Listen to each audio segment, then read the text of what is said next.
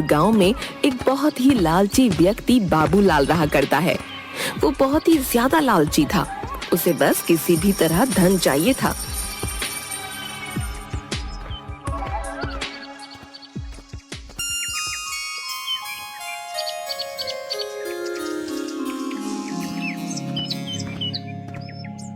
एक दिन गांव के कुछ लोग आपस में बात कर रहे होते हैं। अरे भाई, सुना है अपने गांव में चमत्कारी बाबा आए हुए? सुना है वो बहुत बड़े ज्ञानी हैं। उनसे जो भी मांगो वो अवश्य ही दे देते हैं। हाँ, क्या बोल रहे हो भाई? क्या सच में हमारे गांव में चमत्कारी बाबा आए हुए हैं?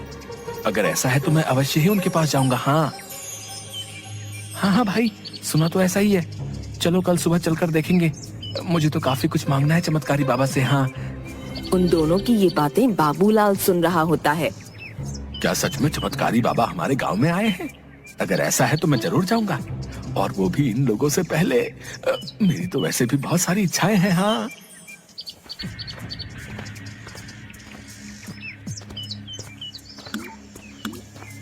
थोड़ी देर बाद वो गांव के जंगल में उस चमत्कारी बाबा के पास जाता है।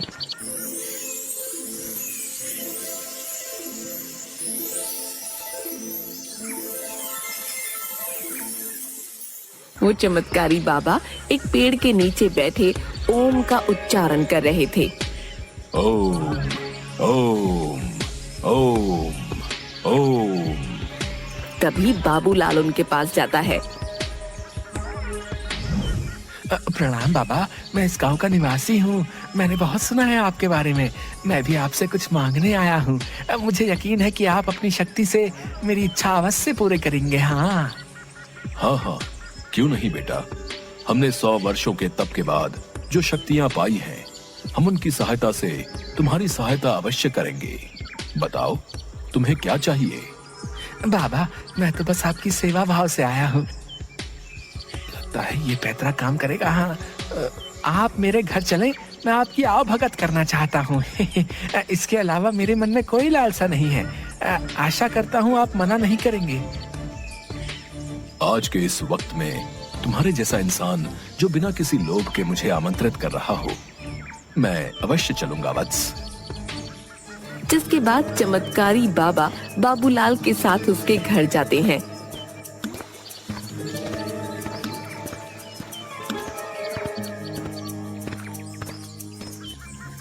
अरे भाग्यवान, देखो हमारे घर चमत्कारी बाबा आए हैं। तुम जल्दी से इनके भोजन की व्यवस्था करो।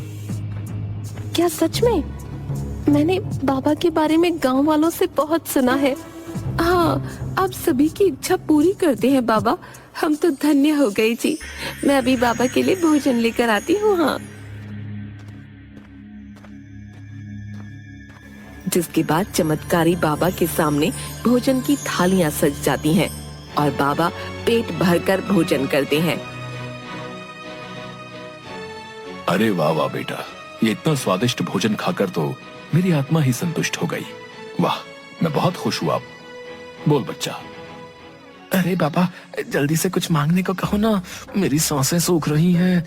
इतना तो हम किसी को नहीं खिलाते जितना तू एक बार में ठूस गया। अरे बाबा, ये तो हमारा सौभाग्य है कि आप हमारे अतिथि बनकर पधारे। वत्स, मैं तुम्हें कुछ देना चाहता हूँ। अरे बाबा की जय हो। अरे जय हो बाबा की। आप इतनी श्रद्धा से बोल रहे हो तो हमें बहुत सारा धन चाहिए बाबा, बहुत सारा। इतना कि मुझे जीवन में धन की कभी कोई कमी ही महसूस ना हो। हाँ। बेटा, तुम्हारी ये इच्छा अवश्य ही पूरी होगी। तभी बाबा उसे 4 मिट्टी के दिए देते हैं।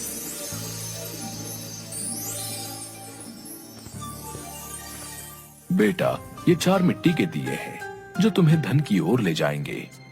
जब भी तुम्हें धन की आवश्यकता हो तो पहला दिया जला लेना। दिए के जलते ही तुम्हें एक दिशा दिखाई देगी जिस पर चलकर तुम्हें धन की प्राप्ति होगी। अगर तुम्हें दोबारा धन की आवश्यकता होगी तो दूसरा मिट्टी का दिया जला लेना जिस पर चलकर तुम्हें फिर से धन की प्राप्ति होगी। अगर फिर भी तुम्हें धन की कमी महसूस हो तो मिट्टी का तीसरा दिया जला लेना जहां से तुम्हें अपार धन मिल जाएगा। लेकिन भूल कर भी चौथा दिया ना तो जलाना है और ना उस दिशा की ओर जाना है। अगर तुमने ऐसा किया तो तुम अपना सर्वनाश कर बैठोगे। ठीक है बाबा, मैं चौथा दिया नहीं जलाऊंगा। हाँ हाँ। अच्छा ठीक है बेटा, अब मैं चलता हूँ। इसके बाद वो बाबा वहाँ से चला जाता है।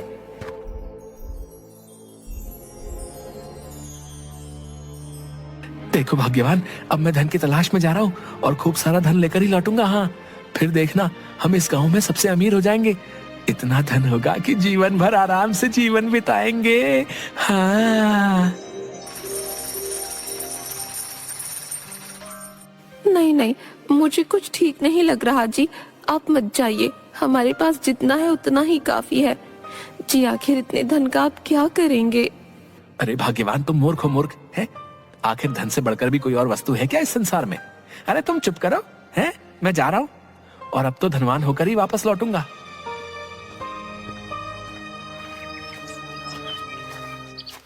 दुख भरे दिन गए रे भैया, अब तो सुख आयो रे। जय हो बाबा की जय हो। कितना दिमाग है मुझ में, कैसे दो चिकनी चुपड़ी बातें करके बाबा से धनवान होने की युक्ति पाली मैंने। वाह रे बाबूलाल वाह, बड़ा बुद्धिमान है रे तू। बाबूलाल वहाँ से एक जंगल की ओर चला जाता है और बाबा का दिया हुआ पहला दिया जला देता है। पहला दिया जलाते ही उसे एक रास्ता दिखाई देता है। अरे वाह, ये रहा वो रास्ता जो बाबा ने बताया था। वो उस रास्ते पर चलने लगता है। थोड़ी दूरी पर चलते ही उसे एक बूढ़ी अम्मा दिखाई पड़ती है जो बहुत ही ज्यादा रो रही होती है। अरे क्या बात है, यहाँ अम्मा रो क्यों रही है और मेरा धन कहाँ है? इस बुढ़िया से बात करके देखता हूँ। अरे अम्मा, इस जंगल में तुम अकेली और रो क्यों रही हो? अरे बेटा, मेरी उम्र पूरी हो चुकी है, अब मैं मरने वाली हूँ, लेकिन मेरा इस दुनिया में कोई भी नहीं है, इसलिए मैं रो रही हूँ। आखिर मरने के बाद कौन मुझे अग्नि देगा बेटा? मेरे पास मेरा जोड़ा हुआ कुछ धन है, लेकिन मैं उसे ही अपना धन दूंगी जो मेरे मरने के बाद मुझे अग्नि देगा। बाबूलाल ये सुनते ही लालच में आ जाता है। क्या सच में तुम्हारा कोई नहीं है अम्मा? अच्छा कोई नहीं, मैं तुम्हें तुम्हारे मरने के बाद अवश्य ही अग्नि दूंगा। हाँ हाँ, तुम मुझे ही अपना धन दे देना है। ठीक है, यहाँ से कुछ ही दूरी पर मेरी एक झोपड़ी है, उसमें एक पोटली में मेरा धन रखा हुआ है। मेरे मरने के बाद तुम वो धन ले लेना और मेरे शरीर को मुख अग्नि देना। ऐसा बोलते ही बूढ़ी अम्मा के प्राण निकल जाते हैं। तभी बाबूलाल पास के जंगल में जाकर कुछ लकड़ियां लेकर आता है और उस बूढ़ी अम्मा को अग्नि देता है।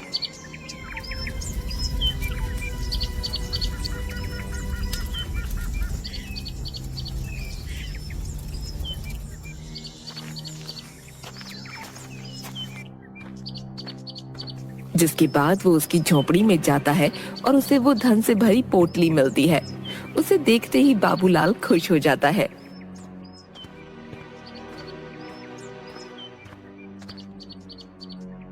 अरे वाह वाह वाह, इसमें तो सच में धन है, लेकिन ये क्या, ये तो बहुत ही कम है, छोड़ना अच्छा नहीं है। हाँ,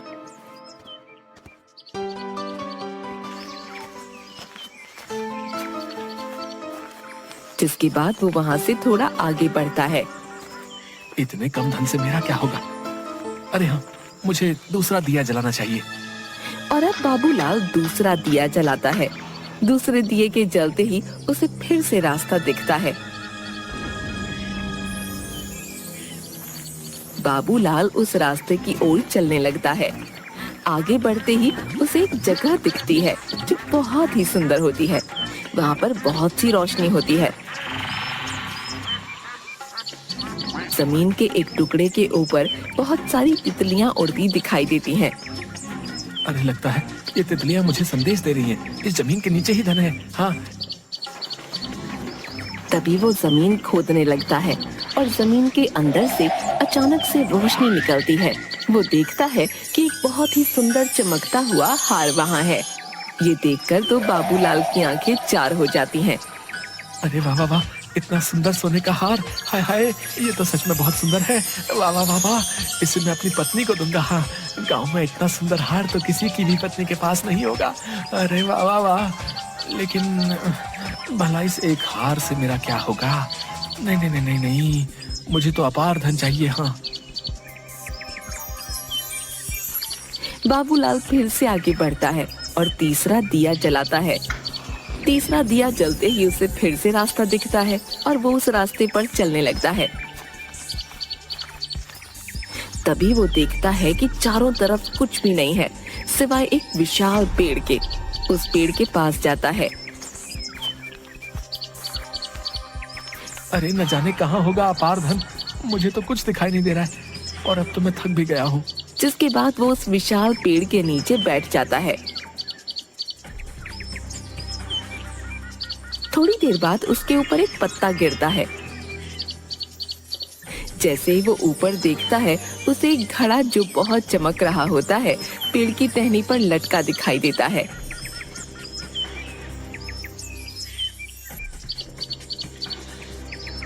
बाबूलाल ये देखकर हैरान हो जाता है। अरे ये मिट्टी का घड़ा इतना चमक क्यों रहा है? तभी वो पेड़ के ऊपर चढ़ जाता है और वो घड़ा उस टहनी से उतार लेता है। जैसे ही वो घड़े को देखता है उसकी आंखें खुली रह जाती हैं। उस घड़े में खूब सारे सोने चांदी के सिक्के होते हैं। अरे वाह वाह वाह, इतना सारा सोना चांदी! हाँ वाकई ये तो बहुत सारा धन है। हाँ, अब लगता है कि मेरे हाथ कुछ धन आया है। हाँ, लेकिन नहीं, ये भी मेरे लिए अपार धन नहीं है। लगता है चमत्कारी बाबा ने मुझे चौथा रास्ता इसलिए नहीं बताया क्योंकि वो खुद ही उस अपार धन को प्राप्त करना चाहता होगा। लेकिन नहीं, मैं ऐसा नहीं होने दूंगा। हाँ, वो अपार धन तो मेरा ही होगा। हाँ, मैं चौथे दिए को जलाकर उस चौथे रास्ते पर अवश्य ही जाऊंगा। हाँ। तभी वो चौथा दिया जलाता है और चौथे रास्ते की तरफ चलने लगता है। थोड़ी दूर चलते ही वो देखता है कि वो एक बहुत ही सुंदर महल के पास पहुंच गया है जो बहुत ही आलीशान है। अरे बाबा, इतना सुंदर महल, ये कितना सुंदर है। लगता है अपार धन मुझे यहीं मिलेगा। हाँ। बाबूलाल उस महल के अंदर जाता है।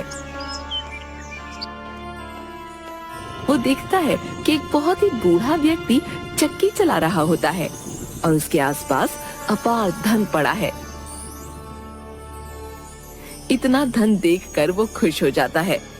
वाह वाह वाह, इतना धन तो मेरे लिए अपार होगा। हाँ, लगता है ये मेरे लिए है। हाँ हाँ हाँ।